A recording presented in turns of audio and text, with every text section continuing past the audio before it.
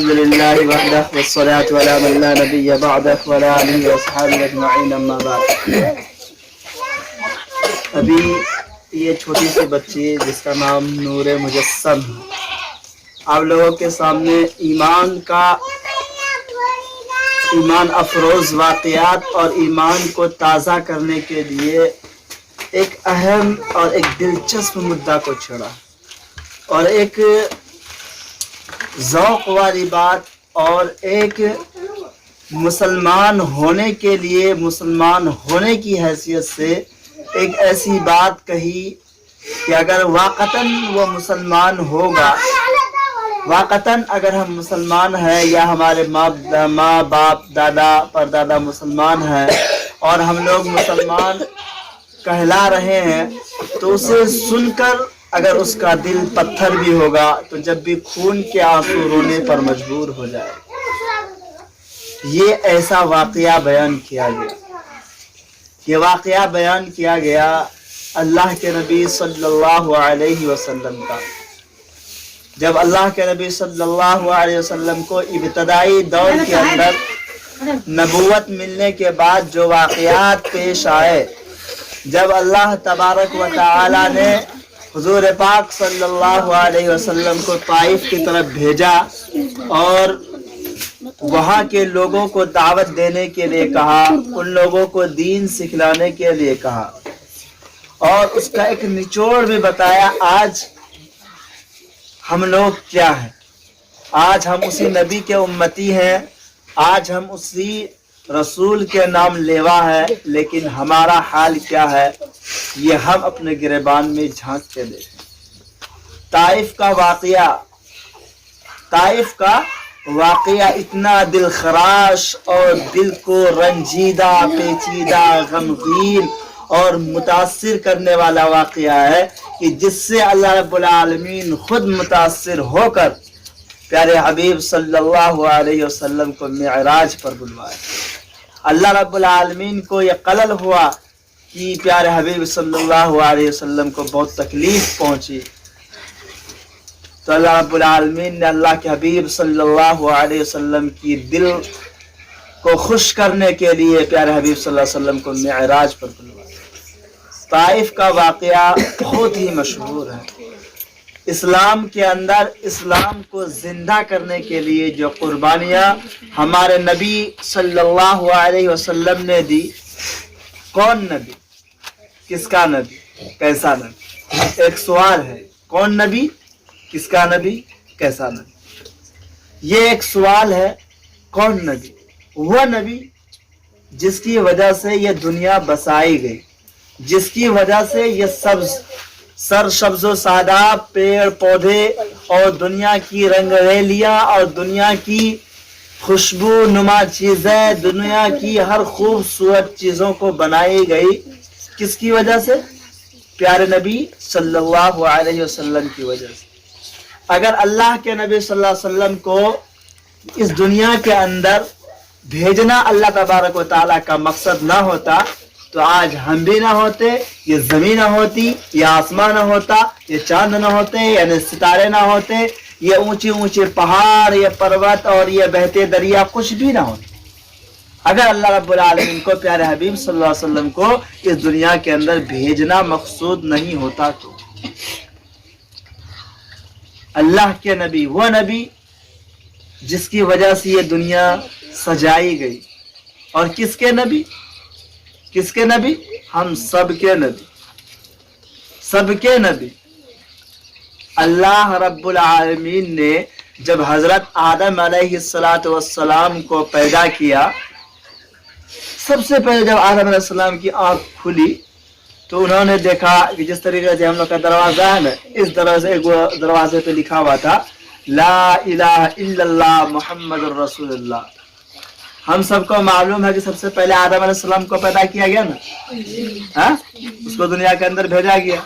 تو جب وہ جنت کے اندر ہی تھے آدم علیہ السلام، جب آنکھ کھولے، ان کو مٹی سے بنایا، روح پھونکی، تو کیا دیکھتے ہیں کہ ایک دروازے پہ لکھا ہوا لا الہ الا اللہ محمد الرسول اللہ.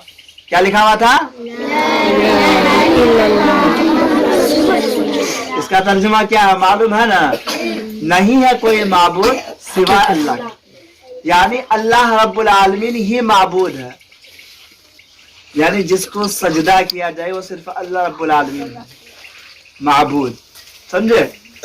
محمد صلی اللہ علیہ وسلم اللہ کے بندے اور اس کے رسول، یہ لکھا۔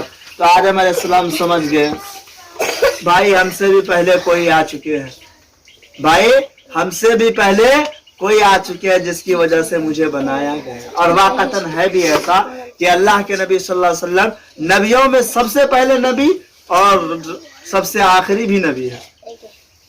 اخروی اعتبار سے اللہ رب العالمین آسمان دنیا کے اندر سب سے پہلے نبی اللہ کے نبی صلی اللہ علیہ وسلم ہی ہے، اور دنیا کے اندر جو آئے وہ سب سے بعد میں اللہ کے نبی صلی اللہ علیہ وسلم رسول اور نبی بنائے، ان کے بعد اب کوئی نبی نہیں آئے گا۔ خیر مجمع علمی طبقے کا نہیں ہے جہاں پہ یہ سب چیزیں علمی گفتگو کو چھیڑا جائے، صرف سمجھانے کے لیے بات کہی گئی کہ یہ دنیا جو بسایا گیا، ہم لوگوں کو جو پیدا کیا گیا، وہ نبی، وہ ہمارے نبی۔ اور کیا کہا تھا ہم نے؟ کون نبی، کیسا نبی، کس کا نبی، کون بھی ہو گیا، کس کا بھی ہو گیا، کیسا نبی۔ اب اس چیز کو دیکھیں، ہمارے نبی صلی اللہ علیہ وسلم کیسے تھے؟ ہمارے نبی صلی اللہ علیہ وسلم کیسے تھے؟ ان کے اخلاق کا مثال دنیا میں کوئی نہیں پیش کر سکتا۔ جب اما عائشہ رضی اللہ تعالیٰ عنہ جو اللہ کے نبی صلی اللہ علیہ وسلم کی بیوی تھی، ان سے پوچھا گیا کہ آپ صلی اللہ علیہ وسلم کے اخلاق کیسے تھے، یعنی اللہ کے نبی صلی اللہ علیہ وسلم کے اخلاق کیا تھے؟ حضرت عائشہ رضی اللہ تعالیٰ عنہ کیا کہتی ہے؟ کیا آپ قرآن نہیں پڑھتے؟ کیا آپ قرآن نہیں پڑھتے؟ یعنی قرآن کے اندر جو چیزیں ہیں وہ اللہ کے نبی صلی اللہ علیہ وسلم کے اخلاق ہیں، اس نبی۔ خیر بات بہت لمبی ہو جائے گی، کہنا یہ کہ طائف کا جب سفر ہوا، جب سفر کرنے گئے تو اللہ کے نبی صلی اللہ علیہ وسلم یہ سوچے کہ بھائی میں جا کے سب سے پہلے جو وہاں کے معزز لوگ ہیں، جس کو لوگ سمجھتے ہیں باوقار ہیں، جیسے کہ آج کل ہم دیکھتے ہیں معاشرے کے اندر کہ جو لوگ معزز سمجھتے ہیں جس کو وہی حرامی ہوتا ہے، جس کو ہم لوگ معزز سمجھتے ہیں وہی حرامی ہوتا ہے۔ حرامی سے یہاں لغتی حرامی مراد نہیں ہے، مطلب بہت بڑا کمینہ مراد، بہت بڑا کمینہ مراد ہے، بہت گھٹیا قسم کے رذیل قسم کے آدمی ہوتے ہیں، بہت بیکار قسم کے آدمی ہوتے ہیں۔ اے بچے خاموش رہو، بہت ہی بیکار قسم کے آدمی ہوتے ہیں، سمجھے؟ تو اللہ کے نبی صلی اللہ علیہ وسلم گئے ان کے پاس، سوچے کہ بھائی وہ گاؤں کے ذمہ دار ہیں، جیسے کہ اپنے گاؤں کے بھی مان لیجئے کہ ایک حساب سے ہمارے حاجی صاحب ذمہ دار ہوئے، اور بھی کیا کہتے ہیں، ہر گاؤں کے کوئی نہ کوئی ایک ذمہ دار ہوتا ہے، اس گاؤں میں کسی اور کو ذمہ دار سمجھتے ہیں، تو اس قسم کے لوگ جو ہے کو ذمہ دار سمجھ کر گئے کہ بھائی وہاں کے لوگوں کو جائیں گے اور ان کو کہیں گے کہ بھائی اچھی باتیں ہیں، اللہ نے ہم کو آپ کے پاس نبی بنا کے بھیجا ہے، جائز چیز یہ ہے، یہ حلال ہے، یہ حرام ہے، یہ کرنے کی چیز ہے اور یہ نہ کرنے کی چیز ہے، اسلام کے اندر یہ جائز نہیں، تو یہ سب چیزیں بتانے کے لیے گئے، تو تینوں نے اللہ کے نبی صلی اللہ علیہ وسلم کی باتوں کو انکار کر دیا۔ کسی نے کہا اللہ کو کوئی اور نہیں ملا تھا جو تم کو نبی بنا کے بھیجے، کیا کہا کہ اللہ رب العالمین کو کوئی اور نہیں ملا تھا کہ جو تم کو غریب فقیر مسکین تم کو نبی بنا کے بھیجا ہے۔ ایک نے کہا کہ بھائی مجھے تو سننا ہی نہیں، تو کیا رہا مجھے نہیں سننا، اور دیگر لوگوں نے دیگر جوابات دیے۔ یہیں تک نہیں رکے بلکہ اب ہر گاؤں کے اندر جس طریقے سے حرامی ٹائپ کا بچہ ہوتا، کھیل کود دنگا فساد کرنے والے، خوب شریر و فتن، مطلب بہت زیادہ جھگڑا کرنے والا، بہت زیادہ لڑائی کرنے والا، اور بہت بیکار آدمی جس کو دین اسلام سے کچھ لینا دینا نہیں ہے، ایسے بچے ہر محلے میں ہوتے ہیں دو چار۔ تو کیا کیا ان لوگوں نے، طائف والوں نے کیا کیا، طائف والوں نے لگا دیا ان کے پاس، ارے یہ آدمی آیا ہے مکہ سے آیا ہے طائف، کیا کہتے ہیں ہمارے پاس یہ لے کے، اس کو مارو گالی دو، تم لوگ کو پیسہ ملے گا، مارو گالی دو پیسہ ملے گا۔ جس طریقے سے خوب پتھر لے مارتے گئے، یہاں تک کہ اللہ کے نبی صلی اللہ علیہ وسلم کا جوتا جو ہوتا ہے، جوتا مبارک، یہ جیسے یہ میں جوتا پہن کے رکھا ہوں، اس کے اندر کتنا آ جائے گا، آدھا کلو دودھ تو آ ہی جائے گا، آ جائے گا نا۔ یہ پورا جوتا ان کا خون سے بھر گیا تھا، وہ تکلیفیں جھیلی اللہ کے نبی صلی اللہ علیہ وسلم، پورا جوتا خون سے بھر گیا تھا۔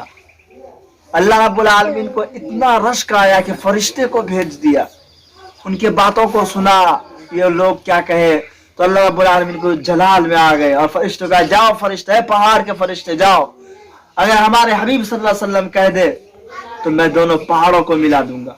फरिश्ते आया और कहते हैं ए अल्लाह के नबी सल्लल्लाहु अलैहि वसल्लम अगर आप कहें तो मैं दोनों पहाड़ों को मिला दूं।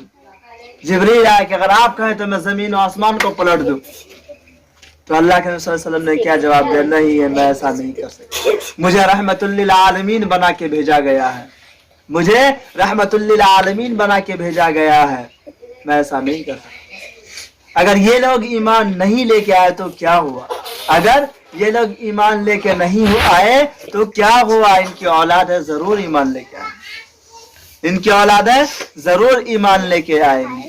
क्या था हमारे नबी का सब्र।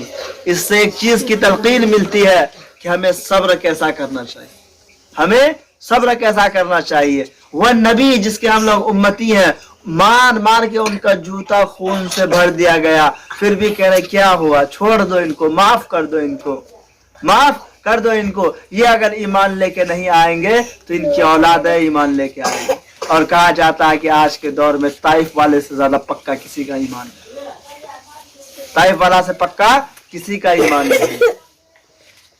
अब ये सोचो, ये अल्लाह रब्बुल आलमीन हबीब सल्लल्लाहु अलैहि वसल्लम की जुबान से निकली हुई बात है और उनके हम नाम लेवा हैं, उस नबी के उम्मती हैं जिन्होंने पत्थर खाए, जुल्म और सितम खाए, गालियां खाई और जिनको कहा कह रहे तेरे अलावा अल्लाह को और कोई नहीं मिलता जो तुमको नबी बना के भेजा।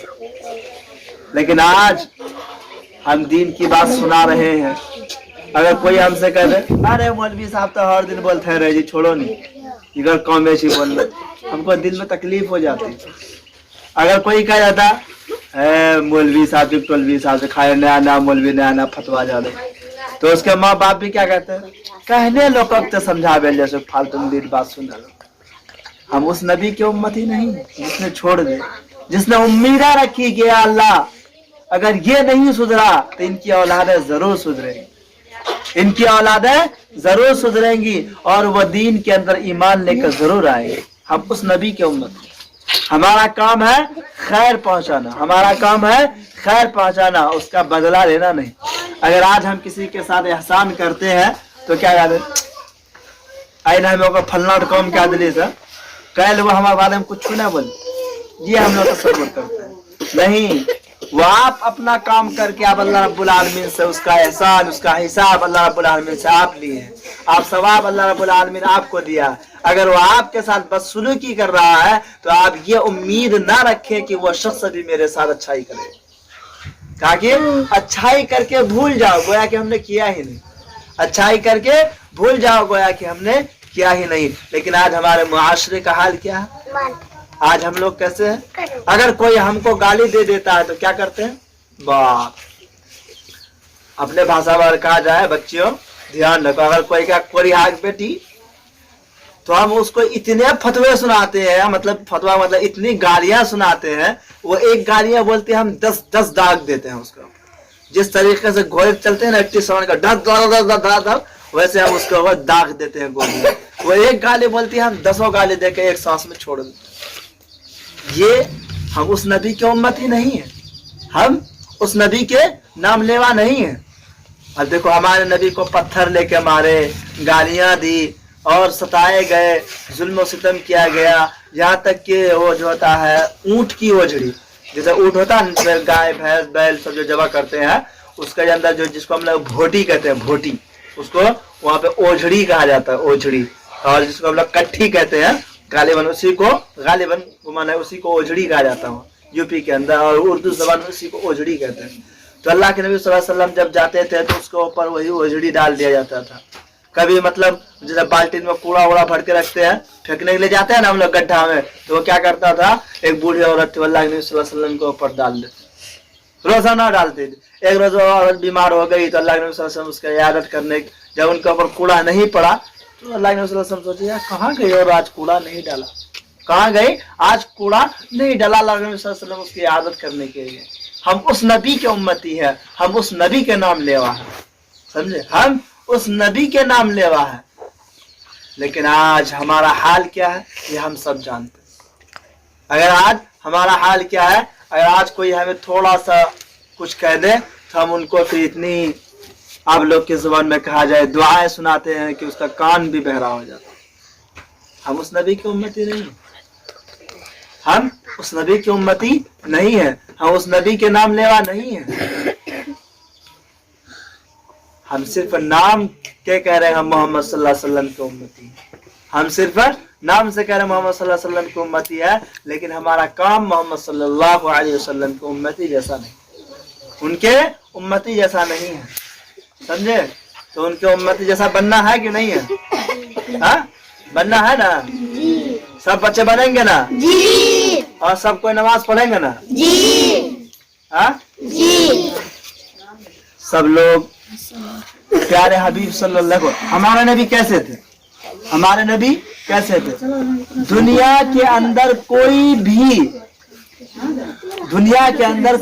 بھی مذہب کے ماننے والے تمام چیزوں کو نہیں بتا کے گئے, لیکن ہمارے نبی صلی اللہ علیہ وسلم کے بارے میں کتاب کھول, بڑی بڑی حدیث بخاری مسلم مشکات بڑی بڑی کتابوں کے اندر دیکھو, وہاں کتابوں کے اندر ملے گا ہمارے نبی صلی اللہ علیہ وسلم پیشاب کیسے کیا کرتے تھے, ہمارے نبی صلی اللہ علیہ وسلم بیوی کے پاس کیسے جایا کرتے تھے, ہمارے نبی صلی اللہ علیہ وسلم کھانا کیسے کھایا کرتے تھے, ہمارے نبی صلی اللہ علیہ وسلم باتھ روم کیسے جایا کرتے تھے, ہمارے نبی صلی اللہ علیہ وسلم اپنے بیویوں کے ساتھ کیسے رہا کرتے تھے, ہمارے نبی صلی اللہ علیہ وسلم اپنے پڑوسیوں کے ساتھ کیسے رہا کرتے تھے, ہمارے نبی صلی اللہ علیہ وسلم بچپن میں کھیلا کرتے تھے کہ نہیں کھیلا کرتے تھے, ہمارے نبی صلی اللہ علیہ وسلم امانت دار تھے کہ نہیں تھے, ہمارے نبی صلی اللہ علیہ وسلم چغل خوروں کو کس طریقے سے ترغیب دی ہے.